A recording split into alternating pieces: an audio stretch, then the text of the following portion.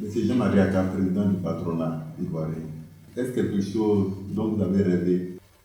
Non, ce n'est pas quelque chose dont j'ai rêvé depuis toujours, parce que ça ne résulte pas d'un plan de carrière, être président du patronat.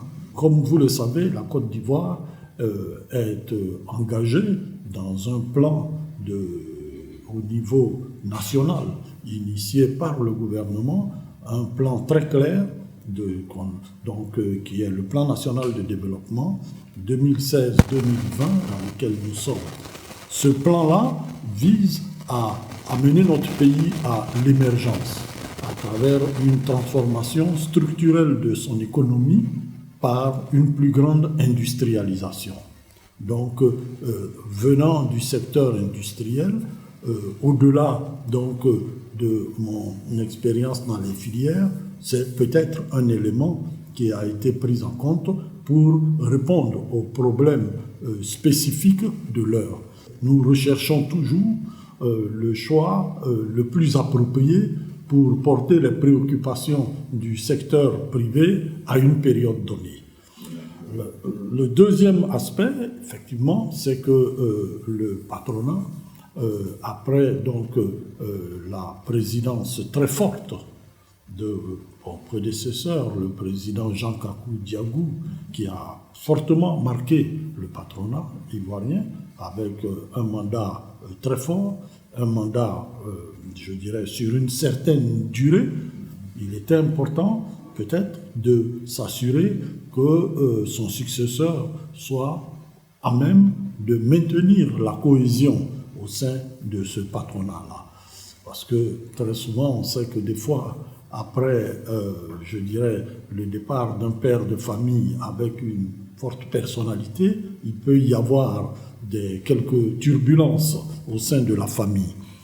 Les uns et les autres ont pu penser que mon expérience professionnelle, mon expérience dans la vie des organisations professionnelles pouvait peut-être être un gage de maintien de la cohésion au sein de l'interprofession.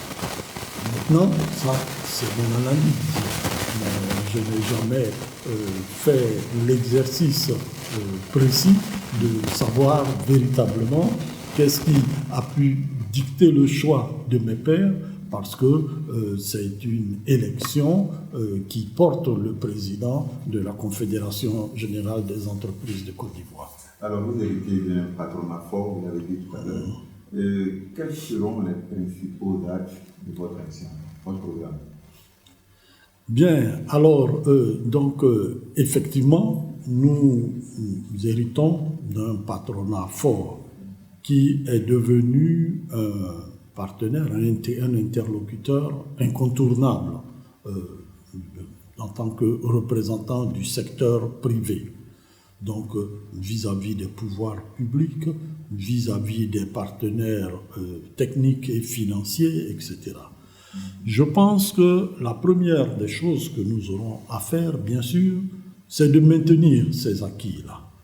De maintenir ces acquis en continuant de rester une force de proposition vis-à-vis de l'État sur toutes les problématiques économiques auxquelles notre pays est confronté.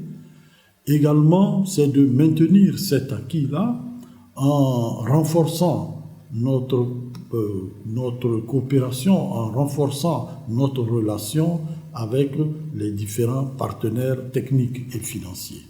Donc, nous appuyant sur ces acquis-là, nous avons la possibilité, et c'est l'avantage, je dirais, des alternances du jeu de la chaîne des générations, c'est toujours en s'appuyant sur les acquis des prédécesseurs ou de la génération précédente de pouvoir apporter une pierre supplémentaire à l'édifice. Donc, en nous appuyant sur ces acquis-là, nous nous attacherons à développer ou à renforcer de nouveaux axes. Et notamment, nous avons identifié quelques axes bien précis que nous souhaitons renforcer. Le premier axe, nous l'avons, résumé dans une formule très simple, un peu imagée, que nous avons appelée des réponses concrètes.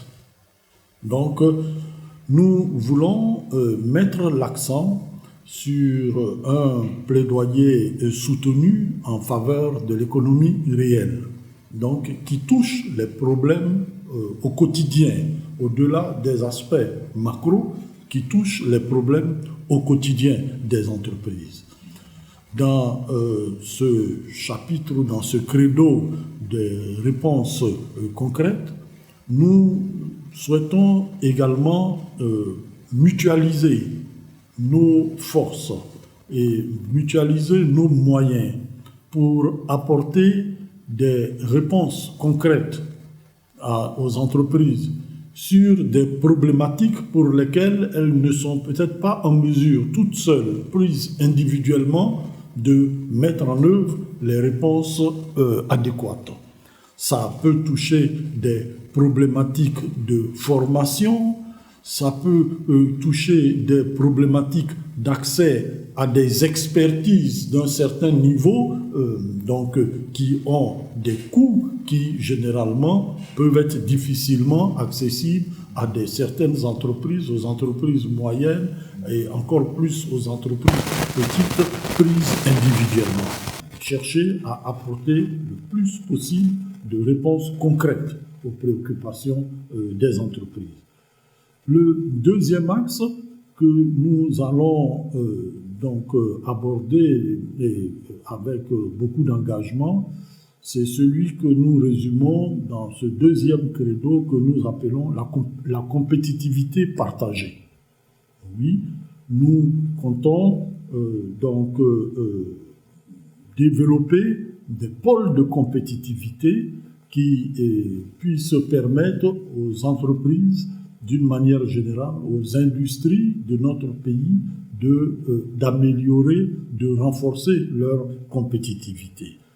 Nous comptons également élaborer un plaidoyer documenté et objectif sur les points de faiblesse de la compétitivité de notre économie pour donc amener ensemble toutes les parties prenantes, entreprises, États et autres, toutes les parties prenantes à bien reconnaître ces points de faiblesse de compétitivité et à élaborer ensemble des plans d'action précis pour chercher à corriger ces points de faiblesse et à améliorer la compétitivité de nos entreprises et partant donc la compétitivité de notre pays, de notre économie.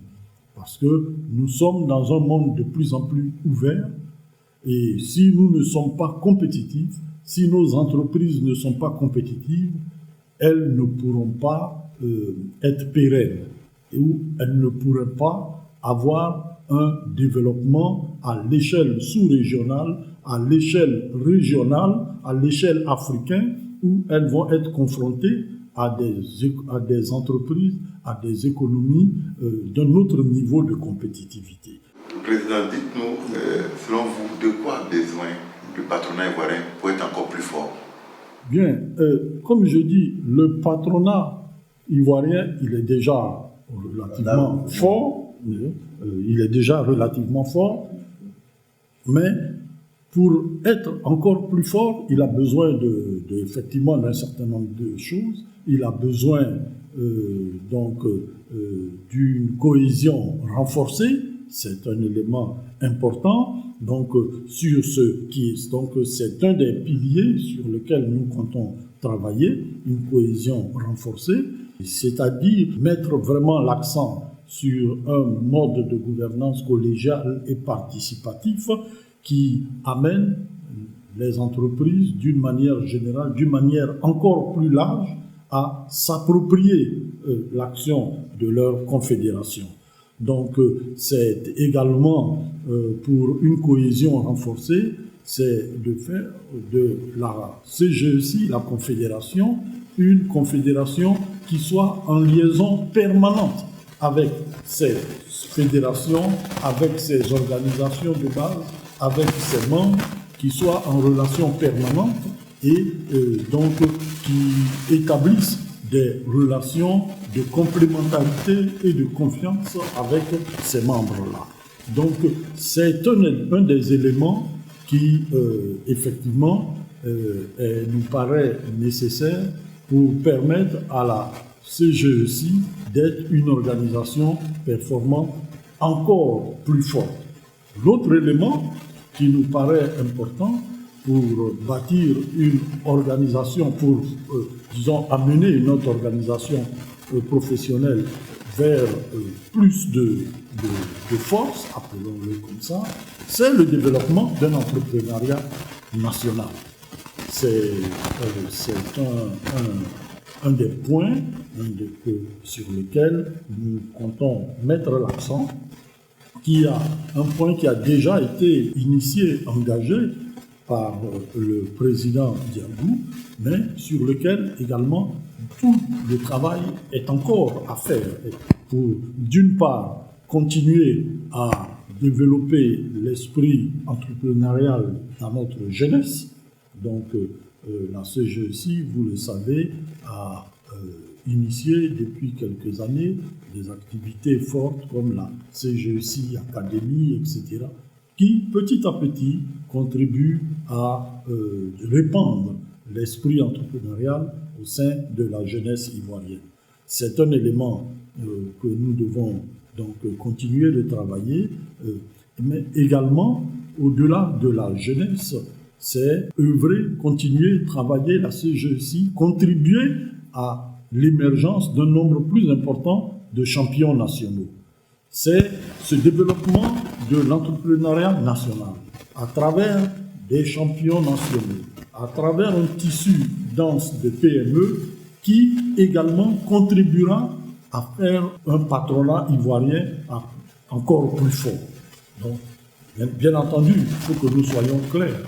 La CGECI n'est pas un patronat ivoirien en opposition à d'autres investisseurs. Non, la CGECI a pour vocation d'être le porte-parole, le porte-voix de toutes les entreprises qui opèrent sur la Côte d'Ivoire, qu'elles soient étrangères ou ivoiriennes. Mais en même temps, c'est de l'intérêt bien compris de tous, y compris des entreprises étrangères présentes en Côte d'Ivoire, de savoir, et elles le comprennent très bien également, que le développement économique du pays, de manière pérenne, de manière inclusive, ne peut se faire sans une certaine proportion, sans un certain niveau d'entreprise nationale. Donc, ce ne sont pas du tout des objectifs ni des positions contradictoires, mais ce sont au contraire des objectifs complémentaires. À quoi devons-nous attendre dans les 4 années à venir durant votre mandature? Je vais parler de votre vision. On a parlé d'entrée du plan national de développement 2016-2020, qui est un plan national de développement initié par le président de la République, mis en œuvre par le gouvernement, très important. On le dit, c'est devenu un peu le leitmotiv ivoirien qui vise à faire de la Côte d'Ivoire un pays émergent à l'horizon 2020. Non, mais au-delà de ce leitmotiv-là, on sait très bien, et la CGECI le sait très bien pour y avoir contribué, pour avoir participé, être un pays émergent à l'horizon 2020, c'est 30 000 milliards qu'il faut mettre en œuvre à travers ce plan de développement stratégique. 30 000 milliards qui devront être portés à plus de 60% par le secteur privé. Notre vision, c'est simple, c'est à travers l'action de la CGECI de faire en sorte que le secteur privé soit au rendez-vous, que le secteur privé national soit à ce rendez-vous-là, avec sa part de ces objectifs-là entièrement réalisés. Mais pour le faire, effectivement, ce secteur privé-là sera encore un partenaire encore plus fort de l'État, de la législation pour dire oui, pour mettre en œuvre cela, pour avoir atteint cet objectif-là. Voilà, pour nous qui sommes opérateurs sur le terrain, pour nous qui sommes entreprises sur le terrain, voilà les faiblesses, voilà les points d'amélioration qu'il faut mettre en œuvre pour que tous ensemble, État, entreprises, population ivoirienne, nous soyons tous dans l'euphorie de ce rendez-vous réalisé en 2020. Alors, Monsieur le Président, ce sera la dernière question. Quelles sont vos attentes de façon générale et plus spécifiquement vis-à-vis du pouvoir public? Nos attentes, d'une manière générale, c'est premièrement au niveau des entreprises, c'est d'espérer, en tout cas nous mettrons tout en œuvre pour rechercher un engagement encore plus important des entreprises au sein de leur organisation professionnelle. Cet engagement se traduit par une adhésion plus grande. Cet engagement se traduit aussi par une participation de ces entreprises à travers leurs cadres, à travers leurs dirigeants, donc une participation active aux différents chantiers, aux différents travaux menés par la Confédération. Vous savez que la Confédération, dans sa structuration, soutenue par des commissions techniques qui sont un élément extrêmement important du travail réalisé par la Confédération. Et ces commissions techniques-là sont animées par les cadres, les collaborateurs des différentes sociétés membres, des différents groupements membres. Donc, une adhésion très forte, encore plus forte, des entreprises. Le renforcement d'une relation continue avec ces entreprises nous permettra de tendre vers cet objectif. Au niveau de l'État, nous sommes un partenaire privilégié de l'État. Nous sommes dans un pays qui a des options économiques claires et qui ont été à maintes reprises réaffirmées par le chef de l'État et qui se traduit par la mise en œuvre qui est faite par le gouvernement. Nous sommes dans un pays qui conçoit son développement économique avec comme moteur le secteur privé. Qui dit secteur privé dit entreprise. Donc, nous comptons renforcer notre partenariat avec l'État. Parce que nos intérêts sont convergents. Nos intérêts sont convergents et ils ne sont pas du tout opposés. Nous comptons donc renforcer ce partenariat-là et je pense que l'État doit nous voir et bien nous admettre dans ce rôle-là qui est de pouvoir peut-être apporter notre réalité du terrain et pour, je dirais, mettre l'accent sur les points de faiblesse ou les améliorations à apporter. Donc, nous sommes convaincus que nous aurons, comme nous avons toujours eu, une relation de confiance avec l'État.